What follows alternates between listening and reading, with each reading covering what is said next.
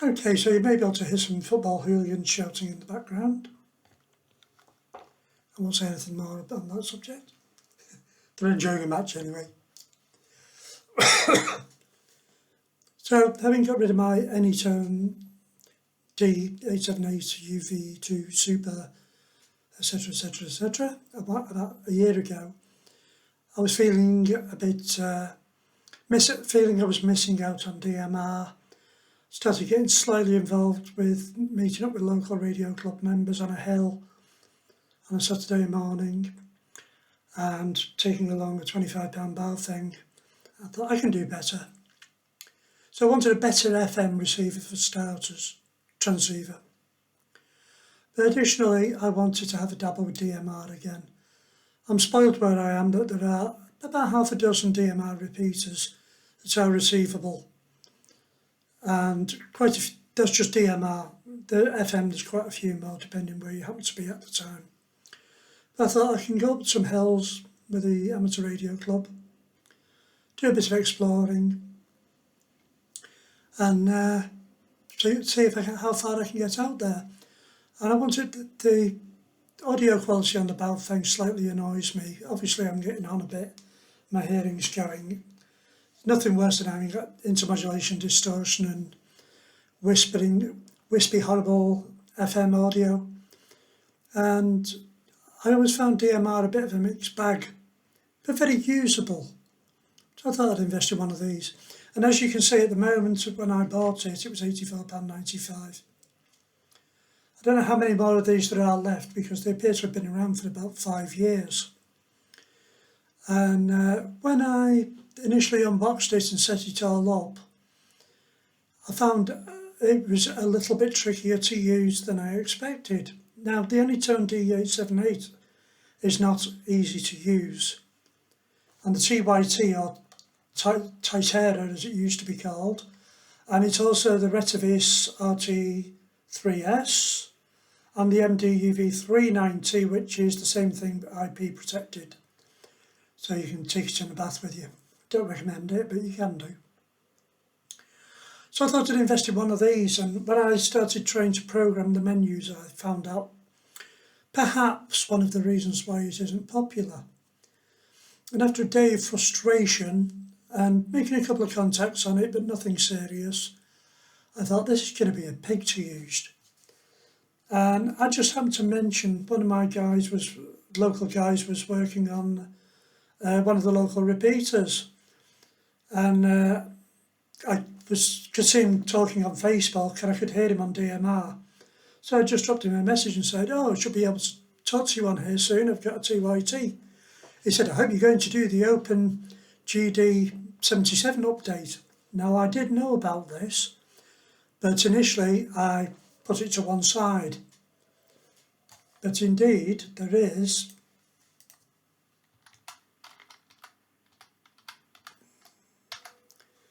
the Open GD77 forum. And indeed, the Retevis RT3S, the UV390 and the UV, I'm just going to call it the UV, it's far too long a model number, the UV380. And you can download this from various places, there are various iterations of it. And it's improved software. Somebody is basically, and it doesn't work on all of these radios, it only works on certain models, but it's very easy to check. Somebody has rewritten the operating system. Wow, well done. It's got its advantages, it's got its disadvantages. Why did he need to do this? So the clue is in the box, believe it or not. Because if we look at the box, it says TYT UV380 yada yada. On the side it says digital transceiver. Sorry, I've got my camera in the normal mode where everything is reversed. And I'm probably pointing the wrong side at you. What about it then? Well, the clue's on the instruction manual. You get a proper instruction manual, which is very useful in standard operating mode. Now, if you look carefully, you'll see a man in a hat and the words Professional FM transceiver and DMR underneath in big letters. What does that mean to radio amateurs? It means that it's designed to be set up by a commercial radio seller, pre-programmed and then locked and given to a customer to use. The way it was designed, you are not meant to be playing around in menus, hopping channels, bands, DMR modes, repeaters, simplex, duplex, satellites. Yes, it does do satellites as well. That is why he had to rewrite the operating system. It is not an amateur radio receiver at heart. Now, technically, it does invalidate the warranty, putting in this OpenGD77 firmware or software. They call it firmware. I prefer to call it software because it's what you're using. It is what you're actually operating on the radio. So, after using OpenGD77 for a little while, I very rapidly found out that it was easier to operate. Not perfect, not pretty, but functionally much superior. Another criticism raised at the UV380 is that the firmware, the standard firmware, which is this one, the standard code plug, sorry, not firmware. If you're using standard firmware, you'll be using the standard code plug. It only gives you 100,000 DMR contact memories. There's 280,000 or something now. So you have to filter them before you can store them. That's annoying. And there are two versions of the code plug as well. There is the standard one. Sorry, there are two versions of the firmware.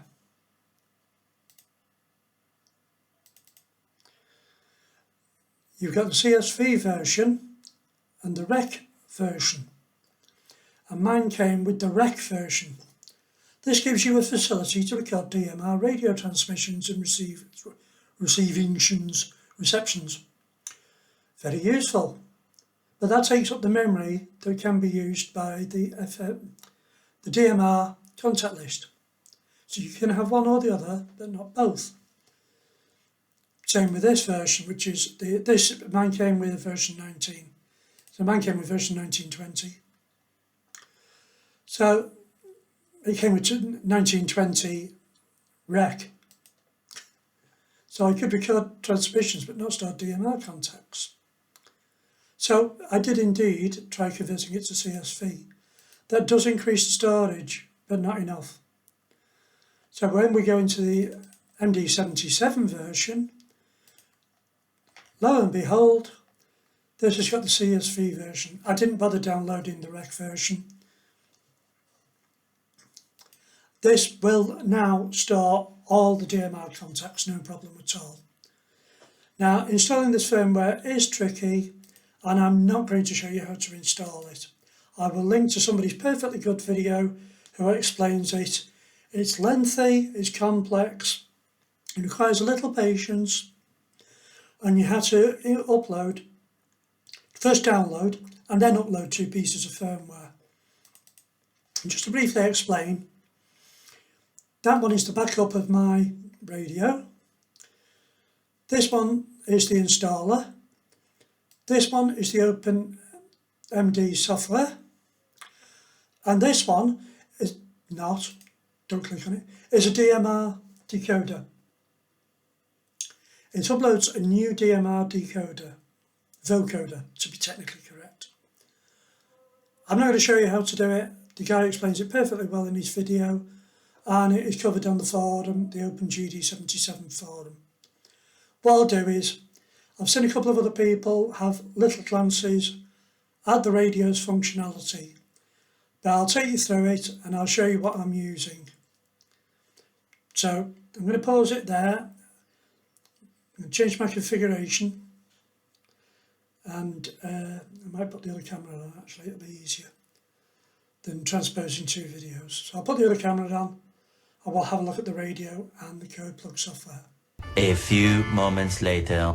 Okay, so I'll take you through the basics of the OpenGD77 firmware or software.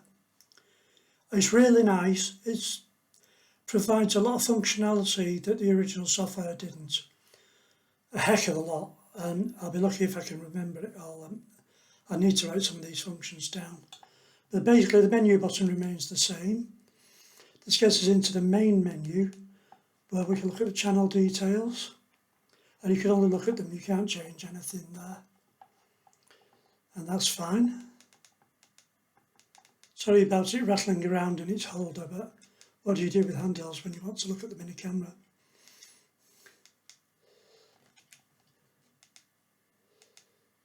We can look at the firmware info.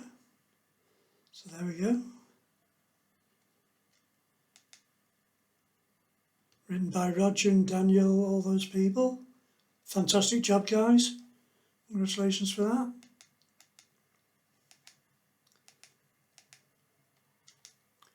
Red is return. There are lots of options. The radio calibration, I believe, is for the different power levels.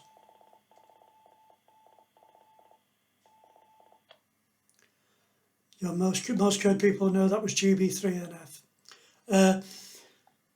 This has multiple power levels, which we'll come to shortly.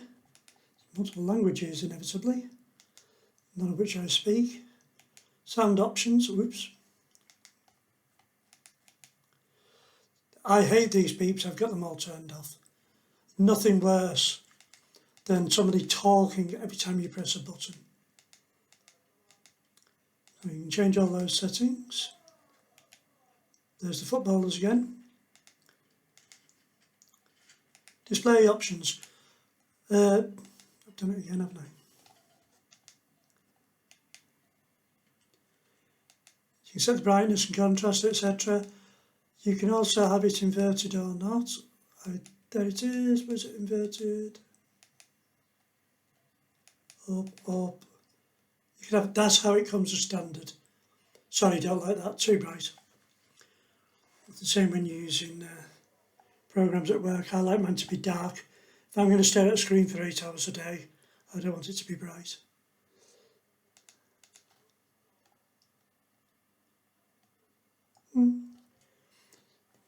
Battery, you can have percentage or voltage.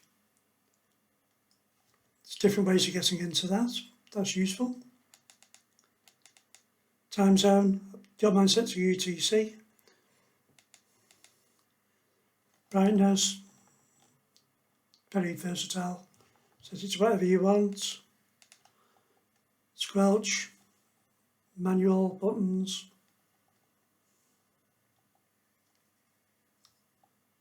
Not quite sure what all these do. You've really got to play around with it. Should it show the last heard? I don't know, because... Oh, that was Dave. I only heard him, I didn't contact him. Satellite. What does that do? Now, you can get a GPS version of this radio. This is not the GPS version. But what you can do is you can input your coordinates manually, which I have done. And then it'll tell you which satellites are up and coming.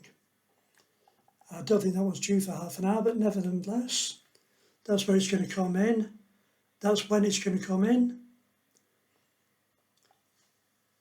And this shows you the elevation.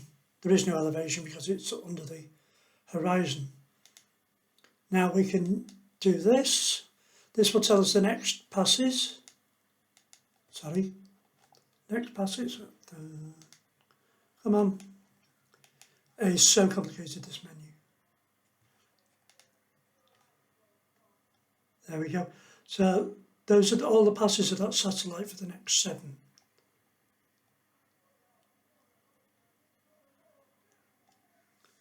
Two minutes, 27 seconds, allegedly. So that's the AOS, the above horizon.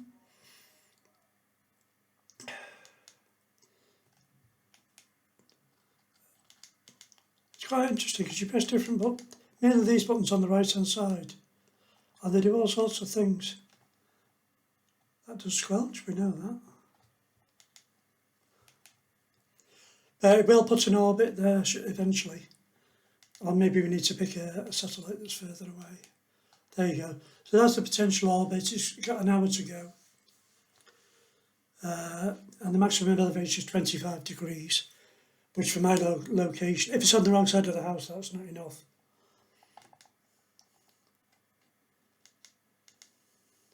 So you can do a lot with that. GPS, don't have. Zones are lovely. Now then, the code plug for this radio I found particularly difficult to set up for DMR. I get everything else working, and I went on the Facebook page of one of my local repeaters, managed by a guy called Shane Daly, M0VUB. Big shout out to him and Oscar and a couple of other guys who between them maintain my local repeaters, but also help to set up the DMR systems and the internet connectivity that allows us to do all sorts of crazy things. So contacts, sorry, wrong one, we were in the zone. So my zones are FM repeaters, PMR, you didn't see that. You can look at the VFO frequencies by doing that.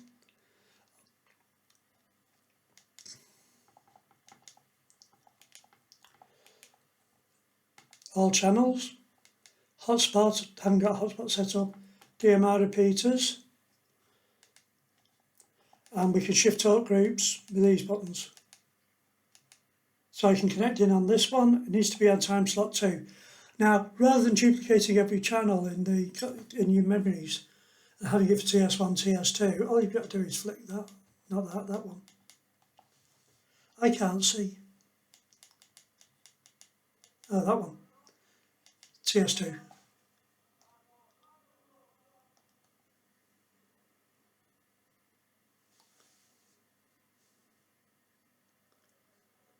And communication is there, there's just nobody doing anything at the moment.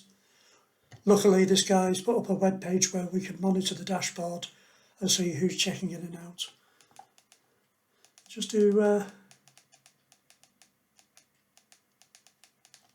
You can also enter talk groups yourself by pressing the hash key. Press the green one to enter it. Switch to talk TS1. Testing parrots on GB7NR. Testing, testing, testing.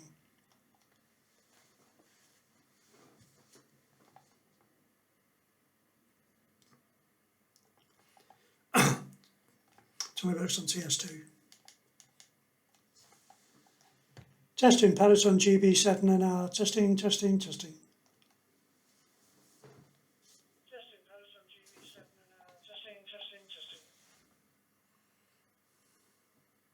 And you saw my contact details come up there as well. So it's quite comprehensive. The other one, the display was really compressed when you were in DMR mode, and it always had the dual channel mode going, which I found unnecessary. Useful if you want to, but unnecessary. So DNR's in there. That flips into VFO mode.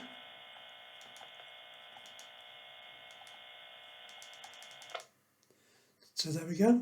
And if you hit this button at the bottom, it will scan in VFO mode and show you local activity. And you can do that on either band, you can do it on 145. Funny place to put the 0 button, but my mistake. Sorry, it's a long press, not a short press. Although the functions work differently on a short press to a long press. So we also have these two function buttons. These function buttons on here, 1 and 2, with the push to talk in the middle. You can press, well, that's not in properly, is it? If you press the top one and green, it gets you into a quick menu, which gives you a couple of different options. This menu is only 1 level deep, so it's pretty handy for getting in there. You can filter by talk groups, contact tone, can't remember what it's called now, the tone thing. You can scan colour codes, you can filter by time zones. Forget what all these things are called. But there's lots of facilities in there on that quick menu that you can access. There's still got the main menu. And I found a couple of interesting things, like if you hold the button in, it goes into scan mode. Because I thought it had no scan mode. So I'm really impressed with that. Whether it works or not is another matter, but it certainly it does something. If we go to zone, go to FM repeaters.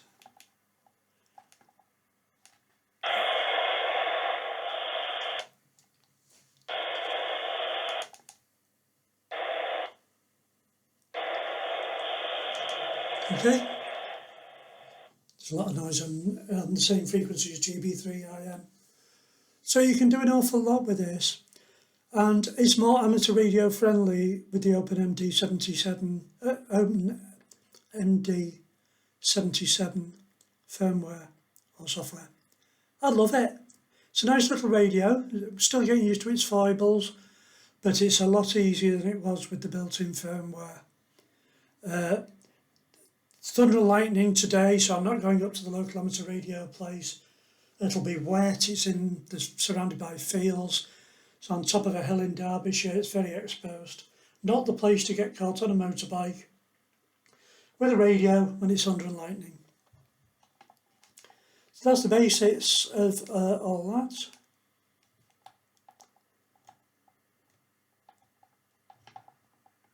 We can transmit to this.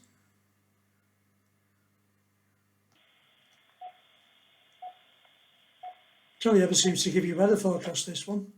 It's rather annoying. And just to show you how good this radio is, although I can do the same thing with the bow thing, I am set on 5 watts.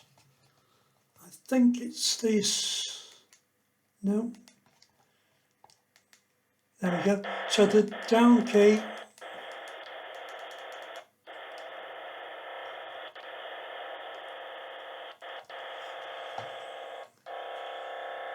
but I can't show you what I wanted to because somebody's put a digital telemetry transmitter on the same frequency as GB3GR. GB3GR is 50 miles away, and I can comfortably open it with 1 watt into my DX50 external antenna. And it's just because I've got a clear line of sight from where I am. It's also the same path that gets me out into Eastern Europe when I'm working FT8 on shortwave. So unfortunately I can't show you that. Oh, maybe I can now, it's shut up.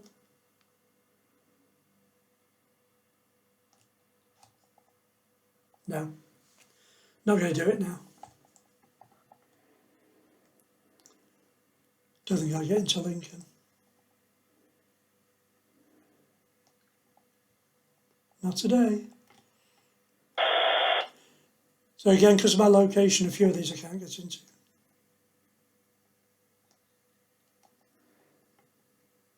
They're not all necessarily working. This one's 2 miles from my house. I can see it, almost see it.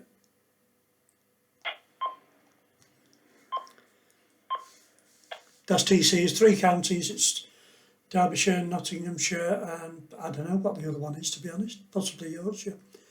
But it's on top of a hill. Sounds good enough for me. So there's lots of things you can do with this radio. Again, TV simplex, these are the DMR private radio channels, which, or are they the private channels? Are they private or are they public? I need to check on that. I suspect these are the ones you can use.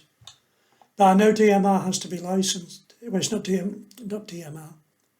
Getting confused now because there's a DMR on 446 as well. And you can decode that with this as well. I've done it with the previous radio, I've not done it with this one. All my simplex channels.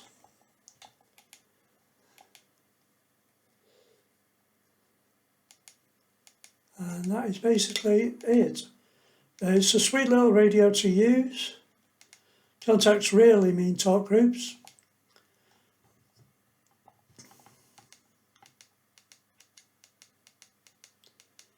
Lots of UK ones in there. Lots of USA ones in there. And again, this is a code plug I've downloaded. So I'll be experimenting with that later. Not sure about DTMF because I've never used it. Channel details again. I think we've been around all of those now. But it's a fantastic radio. The audio quality, both transmitting and receiving, I've had very good reports on from a guy about 6 miles away. It was absolutely knocking his front door off, and he was transmitting 40 watts at me, which I know is ironic, but I like my low power. I like to go mobile and walk around the park shouting into a radio. So I hope this has proved interesting or at least useful for you. I'll put some links to some other people's videos as well, rather than replicate what they've done. But it's a cracking little radio. I'll show you the code plug I've got set up.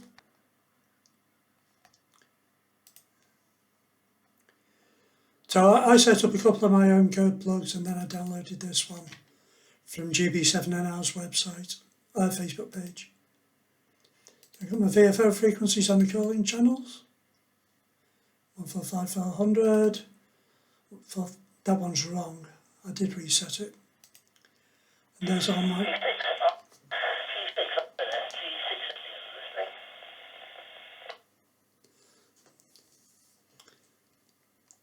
So you can sequence through the channels. That's the VFO. When you're on the channels,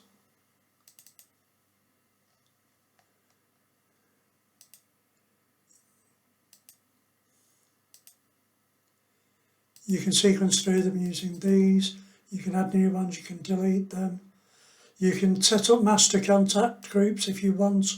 I prefer to work without them. I just let it default and select one. That works nicely for me. The squelch level's a little bit high for me, but I can tweak that later. Because you can set the squelch level on a per channel basis. And that's really good actually, because there are instances where some repeaters have got a lot of background noise on that frequency. So that's very useful. The usual CTSS malarkey. Everything you could want really. Not too sure about all of these. It's got eco power mode, but you can set it on a per channel basis again. But it's all in here. Some of the channels seem a little bit out of sequence. I have no idea what that is. It's a really useful radio. Because you can set it for half a watt, it's almost legal to use on PMR. And there we have it. So that's those. There's the zones. There's the talk group list. So there we go. Again, just the normal parameters that you set up for anything. Few in there I've not used before, so it'll be very interesting exploring them. So that's a bit of a walk round the OpenGD77 CPS software in action on the radio. Hope you enjoy it. Hope it inspires you to test it. I will provide links to many different things to do with this radio, because while you can pick it up for 80 odd quid, it's an absolute bargain. I also bought the carrying case, the microphone, and something else which I've forgotten about. Oh, an antenna. Bought a longer antenna. Just looks a lot better when you're out with other guys, doesn't it? So, hopefully report back on some satellite reception shortly. I've started building a satellite antenna out of next to nothing, as always. It's a code channel cross-polarised antenna, 2 meters and 70 centimetres, with 4 elements and 7 elements, which is one more than most of the basic ones, but it's very easy to add extra elements too if you've got a long enough pole to put them on. So I'll be reporting on that shortly. The mag loop antenna, I still can't get the SWR down, and I had some stability problems with the power supplies, but I'll be reporting more on that later, hopefully. So I've not been idle, been doing bits and pieces. One day I'll finish the Morse code decoder off, but I'll get there. So thanks for watching, give us a like, subscribe, tell your friends about it if you enjoy it, and I hope it finds useful, if not at least interesting, just to show the capabilities of cheap radios. Anybody can buy an expensive radio that does everything. For me, part of the hobby is getting the best value for money out of it. And once I'm committed and decided how much time I want to spend on the hobby, then I'll spend more on better equipment. I'm not dissing it, but to me, spending £5 grand on a 1 kilowatt radio, putting up a 30-foot mast in your backyard, great if you can do it, but I can't and I wouldn't. I may do in 20 years' time though. Keep watching this space. 73s for now. Take care.